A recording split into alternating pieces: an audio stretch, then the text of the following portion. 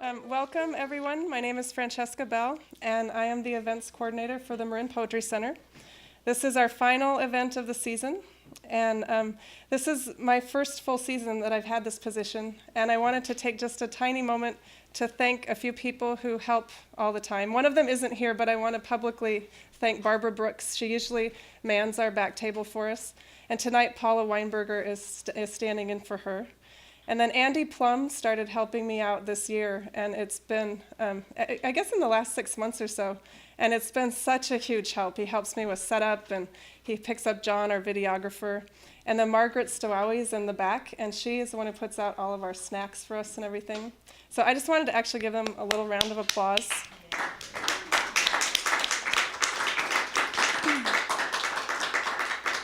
And then I wanted to announce that next season we're going to be adding a new event. It'll be September 22nd. And we wanted to add an event that would honor our members who have books out.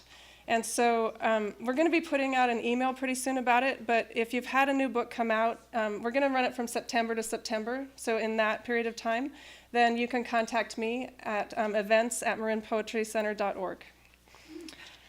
And then I just have one more quick announcement. Most of you have probably heard of the Squaw Valley Community of Writers. And every year they do a big benefit poetry reading. And every single year it's in Sacramento, which is kind of an impediment to going. But this year it's going to be in Berkeley at a beautiful church that Christina goes to. And so we have some flyers in the back. It's happening Friday, June 17th. And I strongly recommend going. It's an incredible lineup. Bob Hass and Brenda Hillman and several other wonderful poets.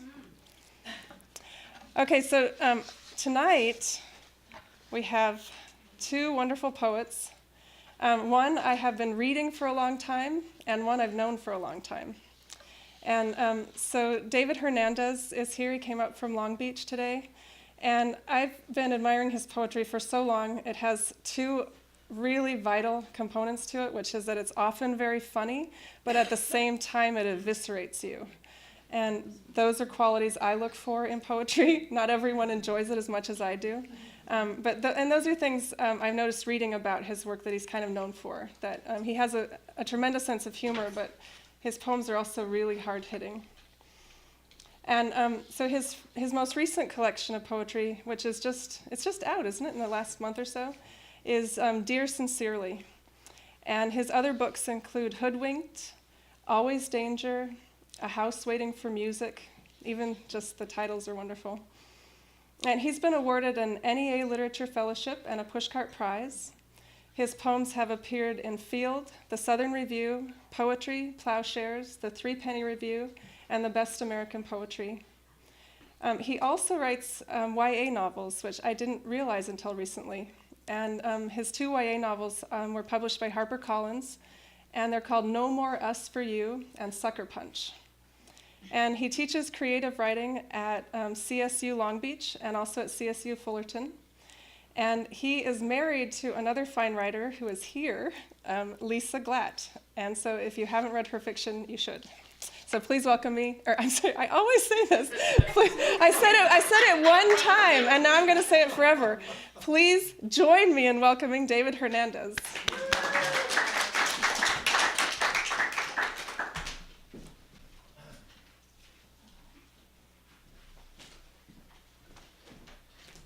Thank you for that wonderful introduction, Francesca, and I welcome you. Wow, watch your step. Is that sign like everywhere? I guess I could trip on that. Okay, thank you so much for coming over to the Falkirk Culture Center.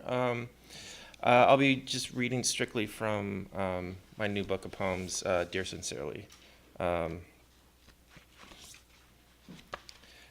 When I was teaching composition at UC Irvine, around the week 5 point of the quarter, I would get certain emails, week 5 and week 7, when papers were due. So this first poem is called Dear Professor. Let me explain my lengthy absence. My entire family got food poisoning, myself included. We had eaten rotten fish tacos, old bad cod. I've never been so nauseous. The house wouldn't stop spinning, wouldn't stop shuffling its windows. I was gushing from, I'll spare you the details. And Grandma, shutting down, hallucinating, said the world was pixelated. We rushed her to St. Mary's on a flat tire, no spare in the trunk. A burst of sparks as the screaming rim scored the road like a pizza cutter. They plugged her in. Her monitor drew neon green mountain ranges. Strange. You'd think they'd have internet access there. Free Wi-Fi, a wing in the hospital to check one's email. Odd, too, no connectivity back home.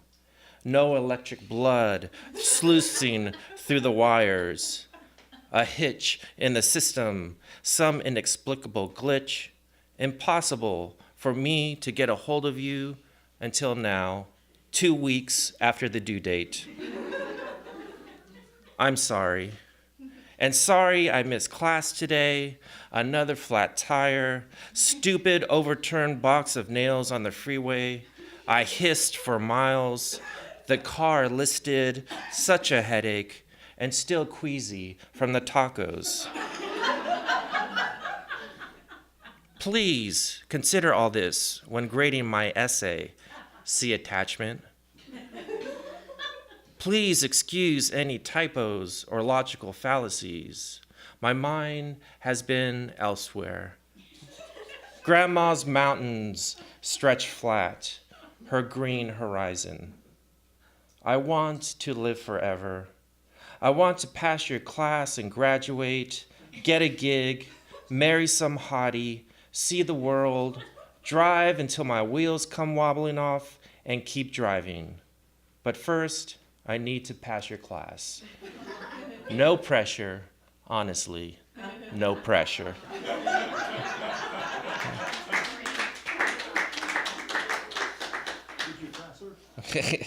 It's actually, it was a bunch of students. It wasn't an embellishment too.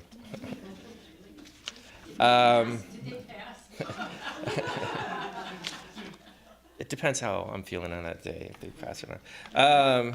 Okay, so Fullerton, which I'm not teaching anymore there because I got a job at Cal State Long Beach. They asked me to be, when did I start reading? Around 10 till. Okay, I was invited to be the visiting writer at Cal State Fullerton, and I wanted to figure out the parking situation there, so I went on their website, and some of the questions on their parking FAQ struck me as odd, and I thought I should write a poem about this. Parking FAQ. Question: why do I have to pay for parking? Answer: to maintain the lots, fill cracks and potholes, we need money for that. And money to repaint all those parallel lines, all those arrows, mow the islands, plant annuals, perennials, and keep electricity in the evening humming down rows and rows of lampposts. Otherwise, vehicles weaving over a rutted field, the chaos of night class. Question: my friend is leaving campus. Can I use his permit? Answer: only if you wear his clothes and attend his classes. Only if you foam your mouth with his toothbrush and dream his dreams. Question: this is not so much a question, but a complaint about the proliferation and height of the speed bumps, and how going over them, they rattle my teeth. Answer: wear a mouth guard. Question: can I wait in the aisles for a parking stall to open? Answer: when in your life are you not waiting for something? You wait for the lecture to end, movie to begin, email to arrive, microwave to beep, neighbor's dog to quit howling, sex to ripple across your ravenous flesh. You waiting for a parking stall is a pint of waiting in the ocean of waiting, whereupon your heart circles like an orphan whale. In short, ride a bicycle to campus. Question: I don't want to drive to campus. What are my alternatives? Answer: walking, the aforementioned bicycle, the bus, razor scooter. 30 years from now, a father will tell his teenage son, back in the day, I got to school on a razor scooter. His son, in turn, will picture the longest grooves in pavement, wiggling over sidewalks and crosswalks, the vandalism of moving forward. Question: what should I do if my car won't start? Answer: sounds like you're in a horror film. Listen for zombies. Sounds like monks chanting. Check your side mirror, rearview mirror. Pray the engine catches before you try the ignition again. Blind spot. They should be stumbling closer, closer, each one slightly pigeon-toed. Question: your sarcasm isn't helpful. Your answers aren't answers. Your answers suggest a wound underneath. I'm taking psychology this semester. Love it. Love the unpeeling that goes on. Sometimes a wound is underneath. Why won't you help me? Answer: because I need help myself. There are days I'm looking for something, a book, say, walk into a room and forget I was looking for a book. Days I wear a jacket of dread and take a pill or two. Underneath, there's a wound. On and off since I was 6, I've sensed menace in the air, atoms holding knives. Sometimes no pills, but a tumbler of bourbon, the slow dissolve of one cube. Question: hey, are you okay? Answer: better than this morning, worse than Tuesday, as forlorn as a child who knows the kite's not coming back. Question: tell you what, let me make you some hot cocoa, Nana's recipe, and a squat white mug bring you hot cocoa. The smell alone, oh man, the smell alone will swaddle your bones. Can I bring you a mug, the rich scent and uptwisting wisps of steam? Answer: I'm moved by your offer, the warm gust of your compassion despite my unhelpfulness. This is not so much an answer, but rather me wishing each time you tap your horn, a parking stall opens magically. Me wishing your car battery never dies. You have one of those vampire batteries. Lucky you, lucky life, mile after mile.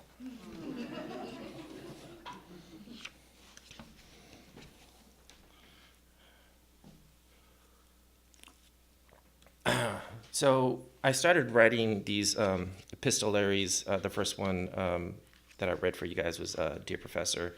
And I wanted to do something different. And so I decided, I don't know how I came up with this, but the Sincerely poems and having something else sort of address me. Instead of I'm addressing someone or a thing, I wanted an object or a thing to address me. Sincerely, the sky. Yes, I see you down there looking up into my vastness. What are you hoping to find on my vacant face, there within the margins of telephone wires? You should know I am only bright blue now because of physics. Molecules break and scatter my light from the sun more than any other color. You know my variations, azure at noon, navy by midnight. How often I find you then on your patio, pajamaed and distressed, head thrown back so your eyes can pick apart not the darker version of myself, but the carousel of stars. To you, I am merely background. You barely hear my voice. Remember, I am most vibrant when air breaks my light. Do something with your brokenness.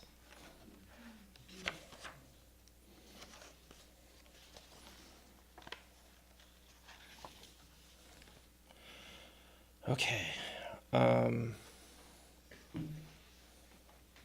Some poets like to talk between poems. I don't know why I said that. Ode to morphine. Ode to morphine. I heard a what, so. 1. I'm confined in my own sunny living room, rigid, supine, a toppled mannequin in plaid pajama bottoms beside the ottoman. The sky through double-pane sliding glass, that electric blue which, looking at it, forces you to squint. Any movement, my back flares above the pelvis like some diabolical flower unfurling steely petals. One cloud floats by, one more. The sky looks too good, too postcardish. The sun lavishing the boxwood clipped into a green column, gleefully upright. I'm skin tight in my own body, this wretched sack of cells. Nothing but a cruddy version of myself. I see Lisa's worried face, eyes uppercase. We're going to urgent care, she says. I turn sideways, lowing like a speared bull. I want to be a cloud in the sun, that one, that one. 2. Oh, sweet syringe of modern medicine. Oh, benevolent doctor who thumbed the plunger. What blooming around my bones? What light? Oh, glowing blood flowing through my floating limbs.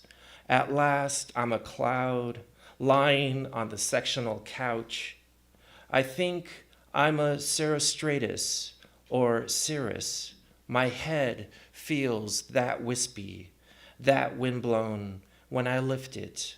When Lisa says, "Oh my God, look at that raccoon." I lift it, open languid lids, and through the rippled air, beyond the sliding glass, I spot him in the plum-colored dusk, lumbering atop our wooden fence, across the length of it, a blindfolded, four-legged, high-wire walker, and the ringed and downing tail bobbing behind. Oh, this world, oh, to be alive in it, with any given body.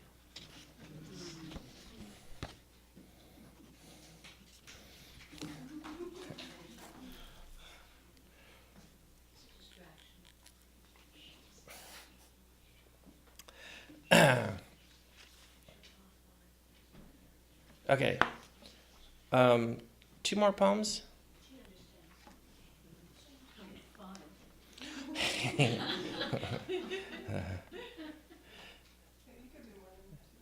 Well, I don't want. You said 20 to 25. I don't like to go over. Always keep them loving. I'll read them. I'll read them really slow. I'll pretend I just got a shot of morphine. Okay. We would never sleep. We the people, we the 1 times 320 million, I'm rounding up. There's really too many grass blades to count, wheat plants to tally. Just see the whole field swaying from here to that shy blue mountain. Swaying as in rocking, but also the other definition of the verb. We sway, we influence, we impress. Unless we're asleep, the field's asleep, more a postcard than a real field, portrait of the people unmoved.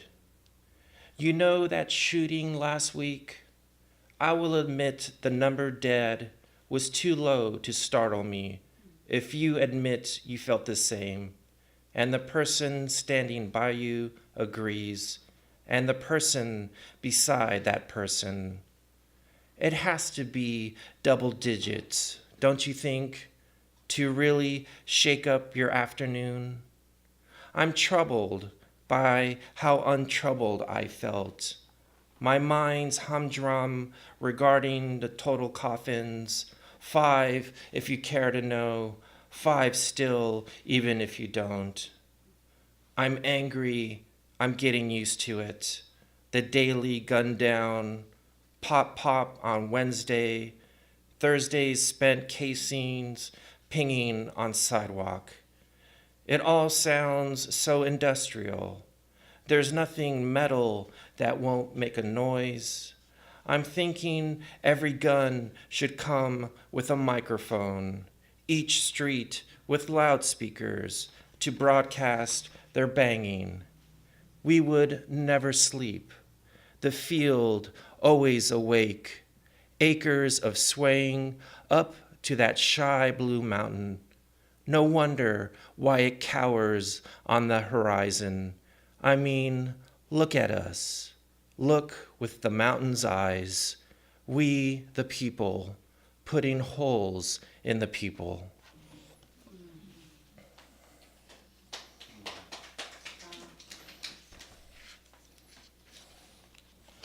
Okay, last poem. All American. I'm this tiny, this statuesque, and everywhere in between. And everywhere in between, bony and overweight, my shadow cannot hold one shape in Omaha, in Tuscaloosa, in Aberdeen. My skin is mocha brown, 2 shades darker than taupe. Your question is racist. Nutmeg, beige. I'm not offended by your question at all. Penis or vagina? Yes and yes. Gay or straight? Both boxes. Bi, not bi, who cares? Stop fixating on my sex life. Jesus never leveled his eye to a bedroom's keyhole. I go to church in Tempe, in Waco, the one with the exquisite stained glass, the one with the white spire like the tip of a Klansman's hood. Churches creep me out. I never step inside one, never utter hymns. Sundays, I hide my flesh with camouflage and hunt. I don't hunt, but wish every deer wore a bulletproof vest and fired back. It's cinnamon, my skin. It's more sandstone than any color I know. I voted for Obama, McCain, Nader. I was too apathetic to vote, too lazy to walk 1 block, 2 blocks to the voting booth. For or against a woman's right to choose? Yes, for and against. For waterboarding, for strapping detainees with snorkels and diving masks, against burning fossil fuels. Let's punish all those smokestacks for eating the ozone. Bring the wrecking balls, but build more smokestacks. We need jobs here in Harrisburg, here in Kalamazoo. Against gun control, for cotton bullets, for constructing a better fence along the border. Let's raise concrete toward the sky. Why does it need all that space to begin with? For creating holes in the fence, adding ladders. They're not here to steal work from us. No one dreams of crab walking for hours across a lettuce field so someone could order the Caesar salad. Thank you, David. That was wonderful. So our next reader is Tiffany Midge, and I met Tiffany when I was 14, and I think we figured out you were 15 then, right? I think you're just slightly older. It gets more and more important every year. So we went to high school together, and then we lost track of each other. And about 10 years ago, I was reading a literary journal, and I found some of Tiffany's poems there. And I hadn't known that she wrote poetry. She said now she wrote a little bit in high school. I thought of her as being mostly into acting back then.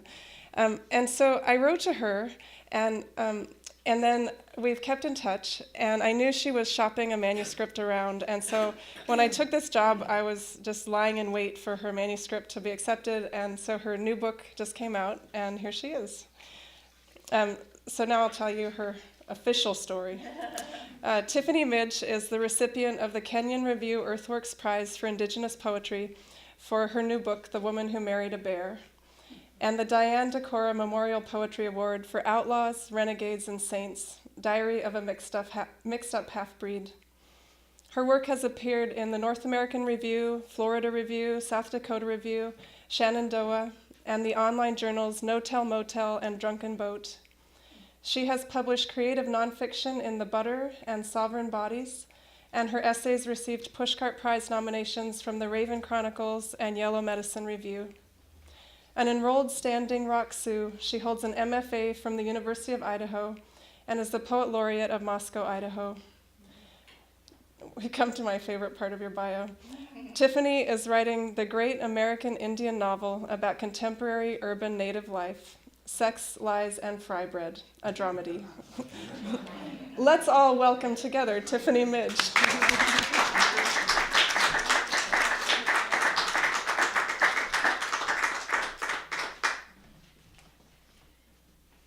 Hi. It's good to see everyone out here this evening. It's a joy to be here. It's a joy to come to Marin County, and I just want to thank the Marin Poetry Center for creating this reading series and inviting me. It's quite an honor, and thank you so much to Francesca Bell for your enduring support and your friendship all of these years. It means the world, the absolute world. And thanks to my cousins, whom are amazing and wonderful, and so I'm very pleased to be here. I started this book, I hate to say, 20 years ago, when I was 6.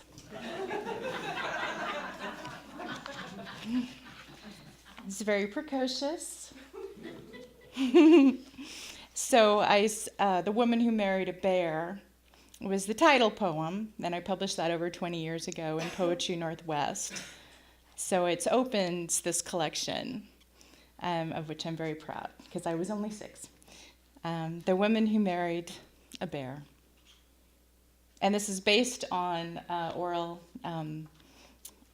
narration and oral legends and Native American oral traditions and stories and creation myths, and I wanted to render them poetically and restate them, because it draws a contrast to how our own lives are often mythologized, and I wanted to write about a lot of different creation myth stories and modernize them in a contemporary setting or just within my own imagination. The Woman Who Married a Bear. She had a lover whose eyes were shiny black hooks that pierced her heart into the darkling of his body, then winched it out, a spent, stained prize, a captive of his scars, his mother's blood.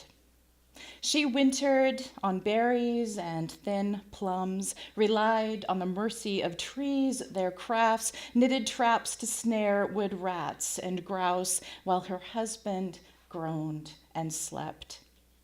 She had a lover whose fingers spun vicious webs, who wove his nerves around her throat, a necklace of swarm and team, sorrow's breath, moth wings fluttering against her skin.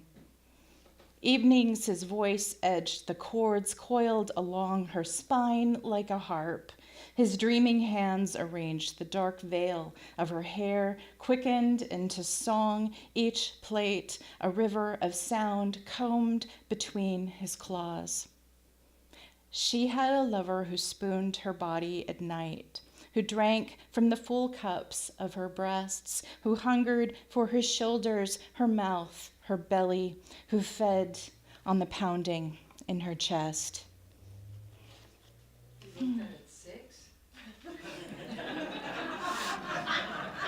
I got the peanut gallery in this audience. It's like call and response. I love it. Hecklers, yeah. Let me at ya. I guess that's what they do in California. For this poem that I just read, if given the option, I would probably marry a four-legged over a human. And I think that anyone can relate to me because you take dogs, for instance. It totally makes sense. Because with dogs, you don't lie awake at night wondering if you're in bed with the right dog.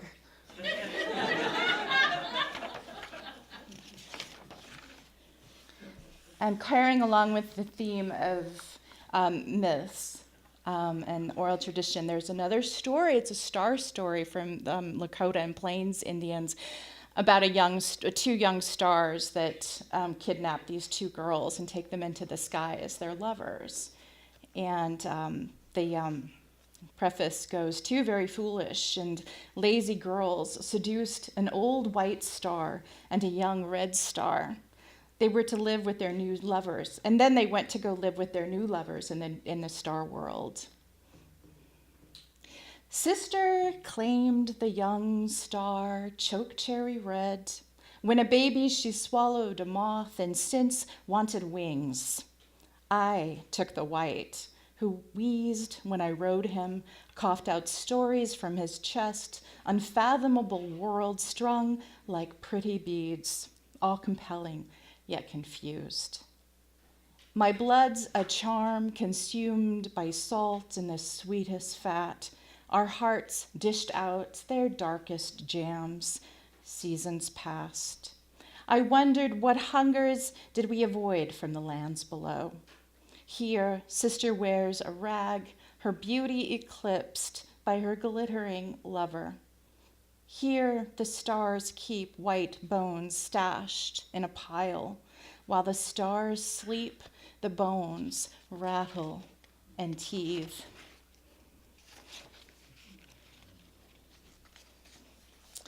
This is a persona piece. It's also based on a creation myth or a story, a creation story, or just, I don't like to call them myths or legends, because I think that cheapens them a little bit, because they're not necessarily myths or legends to Native people. They're like stories about our coming into the world. So those are sort of strange things that get placed, attached to them. And this one is based on, well, I'll just read it. But it's in the voice of, imagine the voice of a mother with two daughters. And the beginnings, the epigraph starts, Coyote was ripe for adventure and wanted to visit the evil old woman he'd been warned about. She lived with her two wicked daughters, and those who had slept with the handsome girls were never seen again. That's a Ponca story. Sister, Coyote same as any man, hungry for the dark loaves of a woman's thighs.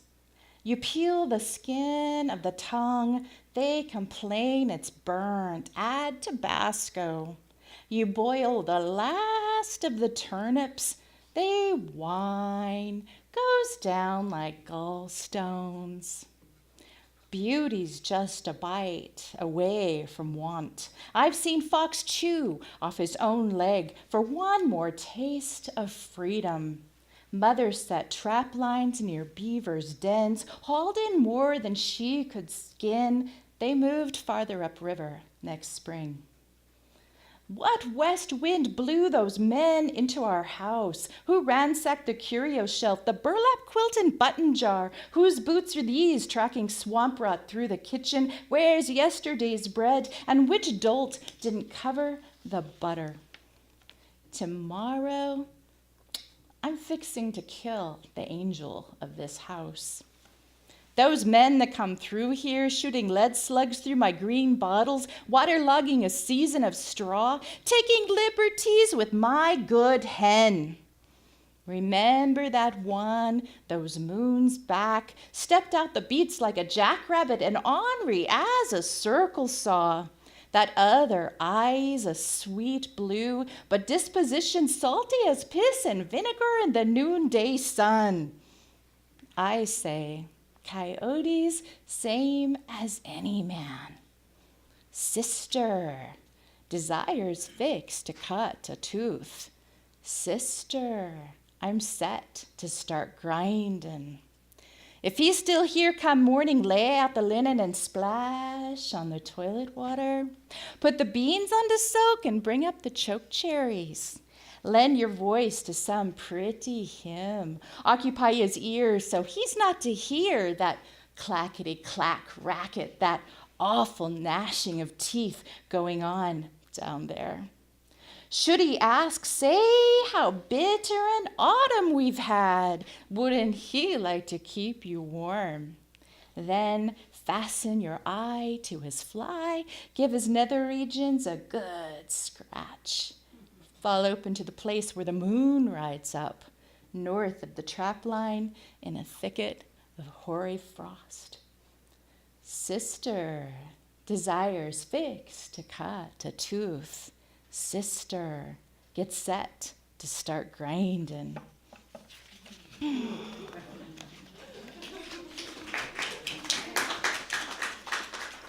I think every poet should write a Vagina Dentata poem.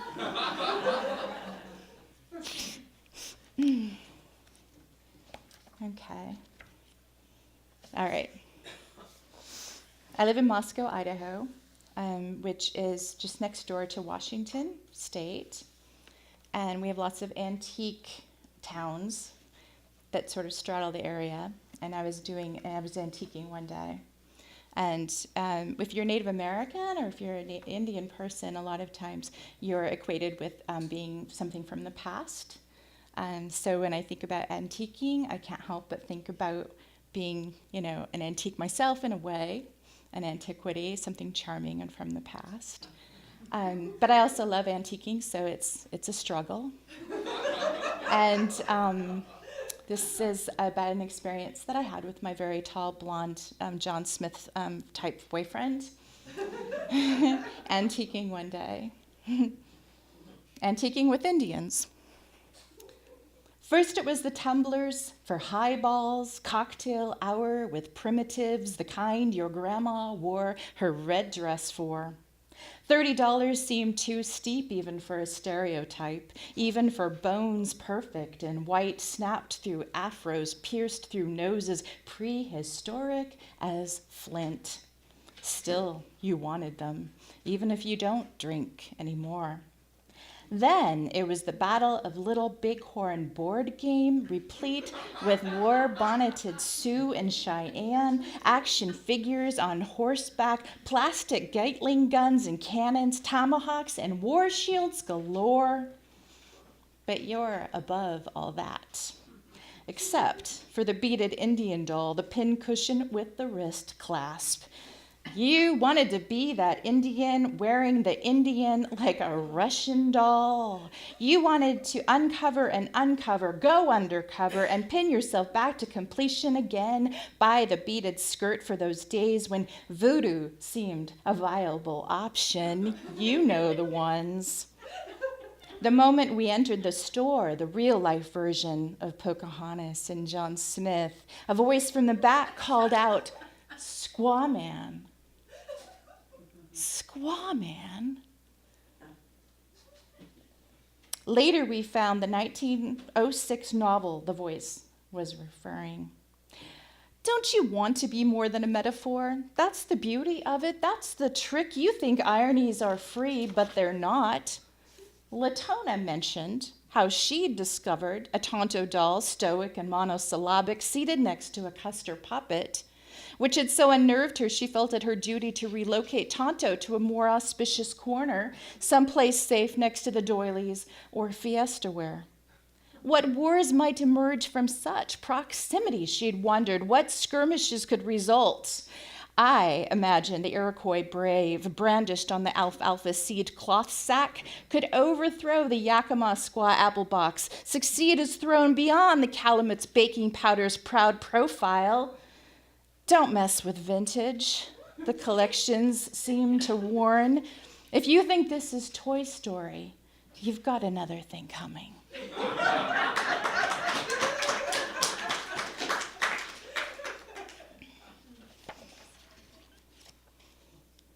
I have a piece about blood. Blood quantum is a very hot topic in Indian country. There's like article after article after article, and we're talking about it all the time because as each generation goes, the blood gets a little thinner, as you would. And I always say, I will fight no more about blood quantum forever. But Chief Joseph never quite said that. So these are metaphorical poems, and it's all one long strophe, one long sentence. There's no periods, which is a fun thing to do. This one's called The Cut.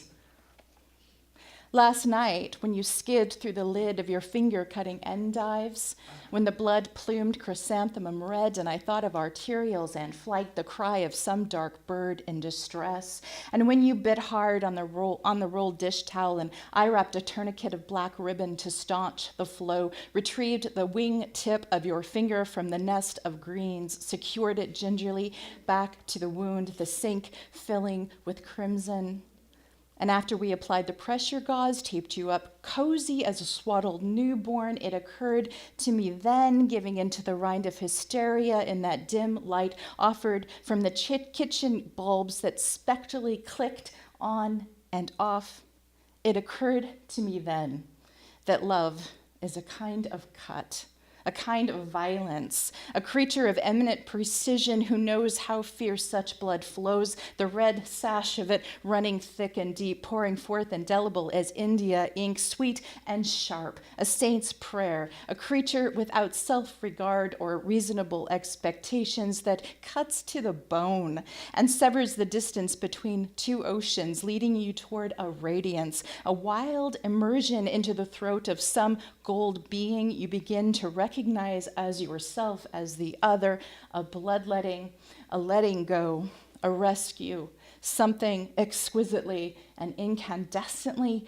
cut blues and blooming. There's a companion piece to that, if anyone else wants to and have another blood poem. Yes. Call and response. Hallelujah. This is about a visit from my blood draw at the Indian Health Service, which I attend regularly because I'm also diabetic. Another gift from colonialism. And it's called The Draw, as in blood draw. There must be a name for it, my sensual preoccupation with the phlebotomist in training, some fetish or disorder, a sanguine fixation, because when his brown hands, so soft, introduced their warmth to my skin, and despite my veins mere targets to excavate, flesh diminished to dull parts, blood just a pool from which to draw an attendant science, despite this, I am a devoted patient, one who considers needles a kind of love charm, instruments of affection, because it's been years since I've been touched, except in this way, in a clinic's room white as sugar, and it's been years since anyone has drawn my blood, eased my heart's gravity, finessed its submission, except in this way, his hands so soft, grazing the inside of my elbow, the tourniquet stretched, taut, jaws waking the vein, that blue pulse, and then the pop, the sucking, the pull, a kind of kiss, the clench of fist, a whisk of tape and gauze as I descend, become an opened palace, a collision of vessel and nerve, when hours later the results appear. The needle's sharp bite, its rigid tension, the blistering afterglow, a concupiscent bruise that lingers so soft for days.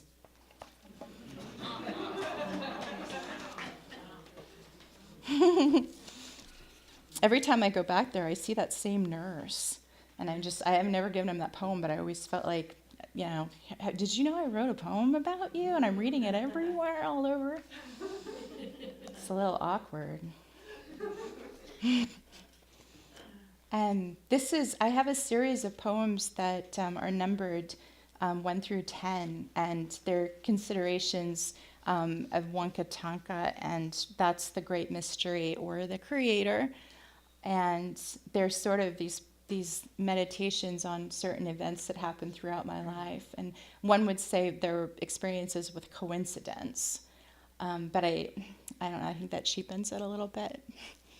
And this one I wanted to dedicate to my cousins because it's about a mutual relative of ours. I don't know if you know this woman in our lives, but it's about a great aunt. Considering Wankatanka number 2, my great aunt penned a verse exalting the beauty of the Great Plains. I only know her from a book of poems and a newspaper article she was featured in. She'd grown up on a homestead and gone blind as a child. But memory is a primal and articulate device. Her poems are awash in colors.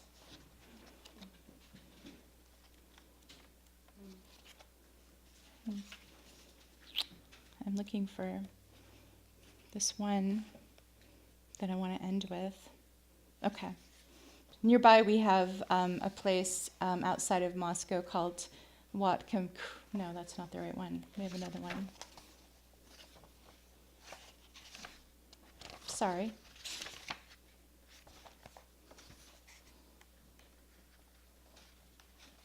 Okay. Spring Valley Reservoir. And it's a sonnet, and it also has a companion sonnet to it called Whatcom Creek. Some things are necessary. The pheasant, for instance. Her call claimed first in the chest an elegant, not wholly unpleasant thrum, as if a small being has made a nest below your ribs, then strikes her way out. Or the heron, who wreathes the water, dragging along a veil of mist like white-laced meteors along the reservoir banks. We need the osprey. Her acrobatic plummets for bluegill, her aerial craft, the way we need air, water, light. The creek runoff pitches into a green prayer mat of marsh, amazed by its own silk body. We live on this, the wings, the rhapsody. I think that's about my time. I think that's about all I got.